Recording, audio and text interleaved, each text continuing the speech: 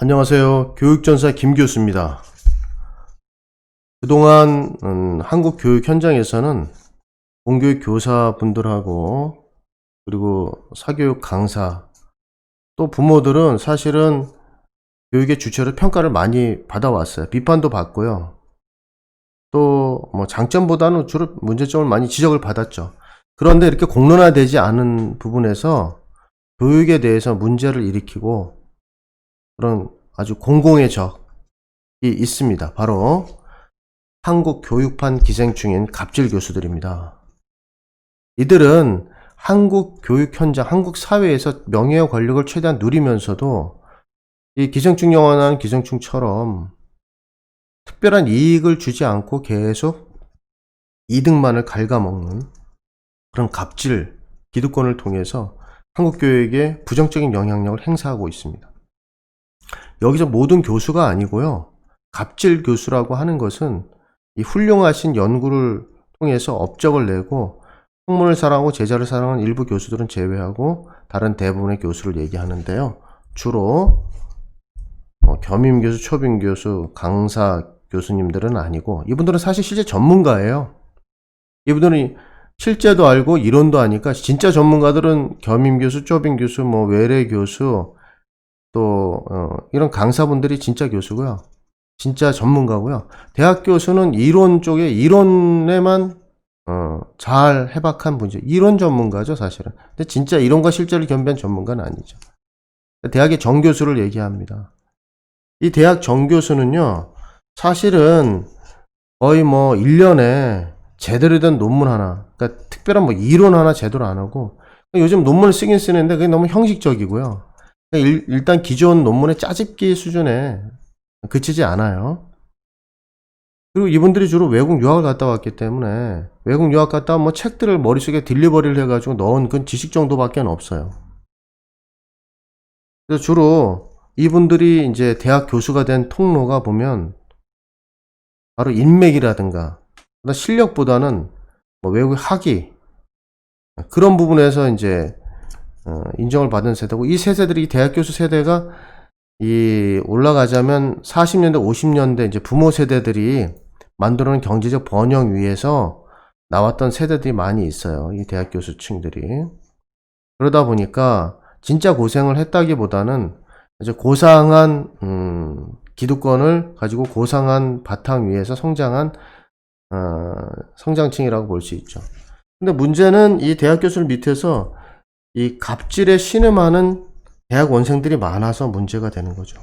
무사히 졸업을 하려면은요, 지도교수의 갑질에 신음을, 고통을 참아야 되는 거죠. 왜냐하면, 대드는 순간에 졸업이 안 되거든요. 논문 통과가 안 되고요. 그러니까 참아야 되는 거죠. 그래서 교수 갑질이 주로 뭐냐? 갑질 하는데, 무급으로 돈 안 주고 노동을 시키고요. 집에 가서 뭐 집 심부름 과외 이런 거, 사적 업무 지시하고, 그냥 어느 날 갑자기 자르고, 밤늦게 야근 계속 시키고, 임금 안 주고, 연구비 횡령시키고, 폭언 폭행하거나, 또 이분들이 워낙 지적 노동자들이기 때문에 이 지식인들이라 교묘하게 괴롭힘을 줘요. 말도 교묘하게 힘들게 하고, 업무를 배제시키고, 따돌리고, 지도교수를 변경을 거부하는 등 이런 교묘한 갑질을 하고 있습니다. 왜냐하면 이들은 평생 고용이 보장된 신의 직장을 넘어서서 신위의 직장입니다.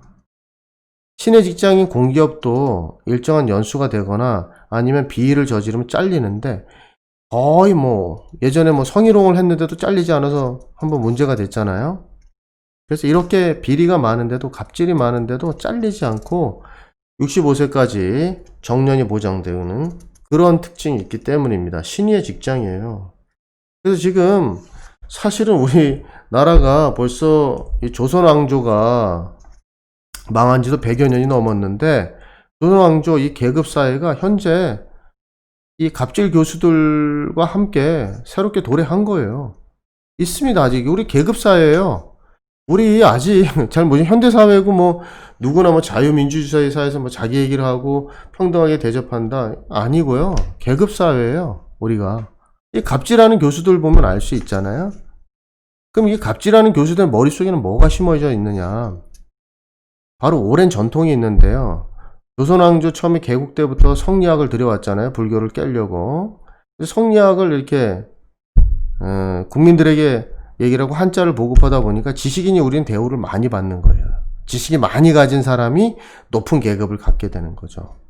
그러다 보니까 그게 자연스럽게 내려와서 교수가 높은 계급을 갖는 거죠. 근데 어느 교수가 존중을 받고 명예를 받아야 되는 건 당연해요. 근데 교수가 교수다워야 되는 게 중요하잖아요. 근데 이렇게 존중과 명예를 받으면 어느 역할을 좀 해줘야 되는 게 당연하잖아요. 그러지 못하니까 문제가 되는 거죠. 그래서 조선 왕조에서 계급사회가 신도래하고 있는데 교수가 그 계급사회의 정점이 있다. 물론 정치인도 그 위에 있고요. 그래서 우리 사회가 이 교수가 자기 계급사의 정점이라는 걸 인식을 하고 있어요. 그래서 한 사례를 얘기를 해드리겠습니다. 이게 제보를 받은 건데요. 또 인서울에 잘 알려진 대기업이 인수했다는 제2대학의 갑질 사례입니다. 이 제2대학 학부 출신의 이 교수가 있는데 이 교수는 유학을 갔다 왔는데 제2대학 출신이에요. 그래서 스카이 대학 출신들에서 항상 정교수들에게 밀리고 또 학생들로부터도 좋지 않은 대학에 나왔다고 인정을 못 받은 모양이에요. 그래서 그게 쌓여 있는 거죠. 그래서 스카이 대학 출신이나 자기보다 나은 사람이 있거나 학생들을 분풀이용으로 사용해요. 갑자기 모욕을 주거나 아니면 자기 혼자 화를 내거나 공개적인 수업 현장에서 모욕을 주는 말을 서슴지 않아요. 근데 나이 많은 대학원생도 많이 있거든요. 근데 이런 모욕을 받고 왜 참나요? 바로 이 교수가 논문 통과의 권한을 쥐고 있는 그런 교수이기 때문입니다. 그래서 이 교수는 자기 자리를, 이 대학 정교수란 자리를 스트레스 해소용, 분풀이용으로 대학 원생들에게 사용하고 있습니다. 그것도 나이 어린 학생이 아니라 나이 많은 학생. 그것도 스카이 대학 출신을 골라서. 참 못됐죠. 이건 인간성이 안 돼 있습니다. 교수이기 전에 인간이 아니에요. 아니면 조용히 스트레스를 푸시든가, 아니면 그 사회를 바꿔보려고 노력하든가, 교수 됐으면. 비겁하게 대학 원생에게 분풀이를 하고 있고요. 또 이 제2대학 출신의 학부를 나와서 박사까지 나온 이 지도교수라는 분도 있는데, 이분은 학생이 뛰어난 학생들이 있으면 그걸 보듬고 격려해 주는 게 아니라 약간 질투가 있나 봐요. 교수들은 질투가 많습니다. 그래서 자기보다 뛰어나 보이는 학생이나 그런 걸 수용하고 또 그 학생 격려해 주는 이런 교육의 본연적인 목적보다는 뛰어난 학생을 질투하고, 그리고 그 학생이 논문을 쓰는 데 도움도 별로 주지도 않고 그냥 늘 공사다망하고 바빠요. 외부 일로. 정치, 인맥 쌓기, 네트워크에 바쁩니다. 그러다 보니까 인사를 안 했다는 둥, 옷을 자기는 잘못 입었다는 둥, 자기는 정장을 입었는데 정장이 아니라 넥타이만 했냐는 둥, 별로 이런 얘기를 하면서 논문에 도장을 안 찍겠다, 이런 그런 얘기까지 합니다. 지도교수가. 그리고 결국은 실력이 낮은데도 평소에 나무라던, 자기가 실력이 낮다고 나무라던 그 학생을, 뛰어난 학생이 아니라 실력이 나무라던 그 학생을 같은 제2대학 출신이라고 해서 오히려 논문 프로포절 때 적극적으로 통과시키고 또 자기 대학 출신끼리 이렇게 끼리끼리 잘 살려고 하는 게 있죠. 그러니까 재밌죠. 그러니까 발전이 있겠어요? 논문 프로포절에서 처음 나온 발표 양식이라고 해서 그런 얘기도 받은 우수한 논문인데 꼬투리를 잡아가지고 이렇게 해서 깎아내리는 그런 짓을 서슴지 않고 벌어집니다. 이 대학원에 들어갈 때는 출신 학교 차별이 없거든요. 근데 또 스카이 대학 사실 출신들의 정규수들도 똑같아요. 나무랄 바가 없습니다.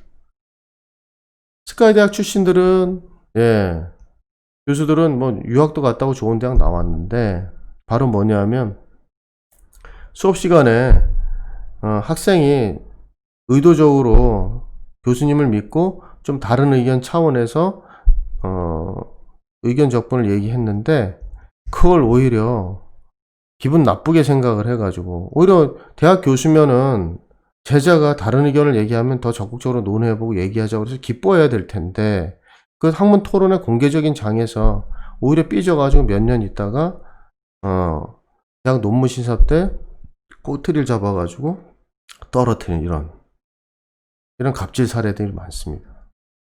실제로 있었다고 해요. 거의 사실 이 사람들은 분석적이어서 좀 미안하지만 훌륭한 교수님들도 있는데 이게 부정적인 부분을 억제하지 않으면 비열하고 이 분석적인 사람들이 말을 자꾸 바꾸고 그런 면이 있어요. 예, 자기 합리화를 잘하고요. 이게 지식인들의 그런 문제점이죠.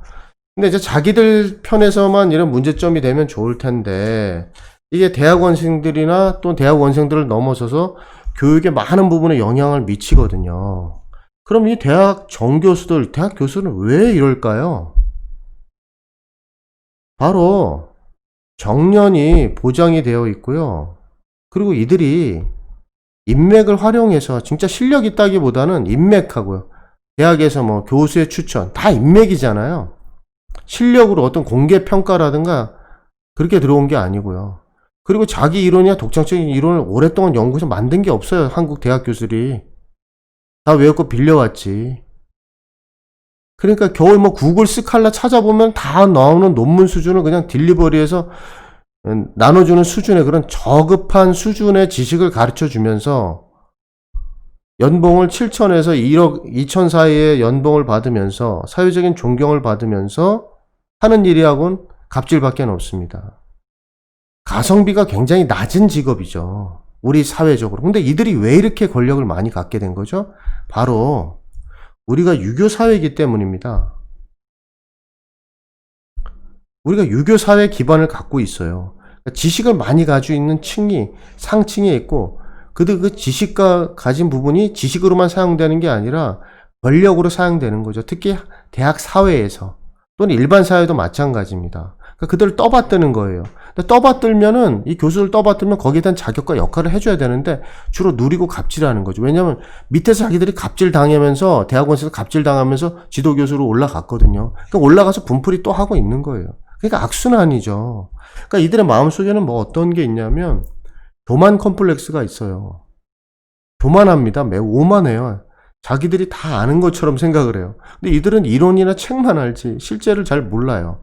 물론 여기서 이과 교수들은 좀 예외적이긴 한데 이론과 실제를 아는 부분들이 좀 있지만 그분들도 사실은 밖에 나와서 사업해 보시고 맨바닥에서 굴러보셔야 더 많이 아실 수는 있는데 그분들이 책 보고 논문 쓰면서 세상을 다 아는 것처럼 이렇게 교만한 컴플렉스를 가지고 있는 거죠. 사실은 자기들도 알죠. 다 알지 못한다는 거. 그래서 실제를 잘 알고 이론을 잘 아는 그런 전문가들이 수업이라든가 얘기에 들어오면 이들은 컴플렉스적인 반응을 갖고 있는 거죠. 그래서 이론을 똘똘 뭉쳐야 되는 거죠. 이론 전문가가 세상에 최고인 것이냐, 실제를 모르면서 이론이 다인 것처럼. 그래서 사실은 실제를 모르면서 아는 척 하는 거죠. 그러니까 자꾸 지식에다 권력을 부여하는 거고 실력을 부여하는 거죠. 실제 고칠 수 있는 능력은 없으면서요. 그리고 또 특징이 자국의 지금 교육 문제인데 이게 꼭 미국이나 교육의 어떤 다른 나라, 독일 이런 나라를 들면서 꼭 그런 나라 쪽으로 우리를 몰아가요. 서구 컴플렉스를 갖고 있어요. 그래서 교육 사대주의를 국민들에게 전파를 합니다. 그래서 마치 우리 해답이 독일에 있는 양, 미국에 있는 양, 한국에 지금 문제인데요. 그러니까 쉽게 얘기하면 부부싸움을 한국에서 지금 어떤 집이 계속 하고 있는데 계속 미국 가정 얘기하고 있고 독일 가정 얘기를 하는 거랑 똑같죠. 지금 한국의 가정 얘기를 해서 한국에 있는 사람들하고 설득하고 얘기하고 해결해야 되는데요. 그러니까 서구 컴플렉스 위에 기반하는 거죠. 이들이 이렇게 교만, 이론, 서구 이런 컴플렉스 위에 우리가 가진 이런 일반 사람들이 갖고 있는 컴플렉스 위에 너무 잘 알기 때문에 지식으로 기득권화해서 군림하고 있는 거예요. 그럼 이들을 예방하려면 어떻게 되죠? 한국 교육을 위해서는 교육을 개혁하려면 첫 번째 익명 제보를 활성화해야 됩니다. 이들은 이름을 밝히는 순간에요 불이익을 줘요. 논문 통과든 어떻게든. 그리고 지식인이 복수를 하면 아주 비열하게 합니다. 꽁 하고요. 그래서 익명 제보를 활성화하셔야 됩니다. 그리고 온라인으로 공개 평가를 해야 돼요. 최근에 뭐 온라인으로 이 교수들의 이제 강의를 평가하는데 그거보다 더 세밀하게 인품도 그렇고요. 그 다음에 이들의 어떤 교수들의 이런 대학원생들 평이라든가 여러 가지를 온라인으로 공개 평가를 하는 장을 더 많이 만들어야 되고요. 그리고 뭐 을이라 그래서 아쉽겠지만 을들끼리 연대해야 돼요.